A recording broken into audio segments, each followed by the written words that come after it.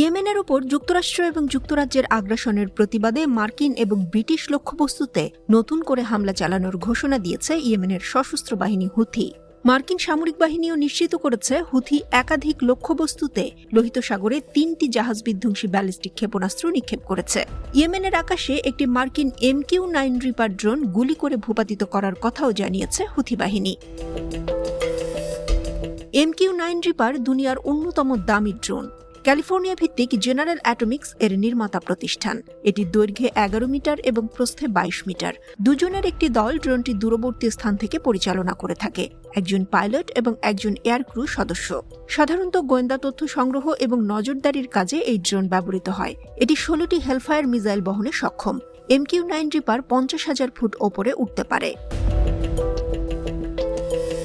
Houthi তাদের সস্তা ক্ষেপণাস্ত্র দিয়ে মার্কিন যুক্তরাষ্ট্রের এই ড্রোনগুলোকে ধ্বংস করছে। সামরিক কর্মকর্তারা বলছেন মার্কিন বিমান বাহিনী নভেম্বর থেকে এই অঞ্চলে মোট 3টি MQ-9 রিপার ড্রোন হারিয়েছে, যাদের এক একটির দাম $30 মিলিয়ন। পেন্টাগন কর্মকর্তাদের বরাত দিয়ে ধ্বংসের কথা নিশ্চিত করেছে মার্কিন গণমাধ্যম CBS নিউজ।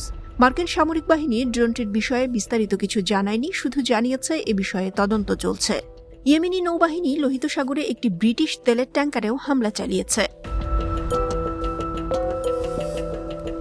বাহিনীর সামরিক মুখপাত্র ইয়াহিয়া সারি বলেছেন, ব্রিটিশ তেলবাহী জাহাজ অ্যান্ড্রোমিডা স্টারকে লোহিত সাগরের নৌ ক্ষেপণাস্ত্র দিয়ে সরাসরি আঘাত করা হয়েছে। ইসরায়েলি গণহত্যার শিকার গাজাবাসীর প্রতি সংহতি জানানোই নতুন করে এই হামলার অন্যতম উদ্দেশ্য বলে বর্ণনা করেন হুথি মুখপাত্র। তিনি বলেন, অবরুদ্ধ গাজা উপত্যকায় দখলদার সেনাদের গণহত্যা অব্যাহত থাকা পর্যন্ত লোহিত সাগর, আরব সাগর এবং ভারত মহাসাগরে ইয়েমেনের সশস্ত্র বাহিনী হামলা চালাতে থাকবে। ইউএস সেন্ট্রাল কমান্ড সেন্টকম এক্সে একটি পোস্টে বলেছে, MV অ্যান্ড্রোমিডা স্টার সামান্য ক্ষতির কথা জানালেও তার যাত্রা চালিয়ে যাচ্ছে। মার্কিন নেতৃত্বাধীন মেরিটাইম মিলিটারি কোয়ালিশন কোনো আঘাত বা ক্ষয়ক্ষতির খবর দেয়নি। জাহাজটি সম্প্রতি সিশেলে নিবন্ধিত একটি কোম্পানির কাছে বিক্রি করা হয়েছে বলে রয়টার্স জানিয়েছে।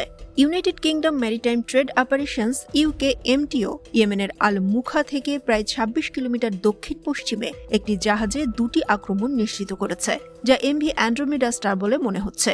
তারা বলেছে, প্রথম বিস্ফোরণটি জাহাজের কাছে ঘটেছিল এবং দ্বিতীয় হামলায় 2টি ক্ষেপণাস্ত্র বিস্ফোরণে জাহাজটি ক্ষতিগ্রস্ত হয়। গত বছরের 7 অক্টোবর ইসরায়েলি গণহত্যা শুরু হওয়ার পর থেকে ইসরায়েল সংশ্লিষ্ট জাহাজগুলোতে হামলা চালিয়ে আসছে ইয়েমেনের হুথি।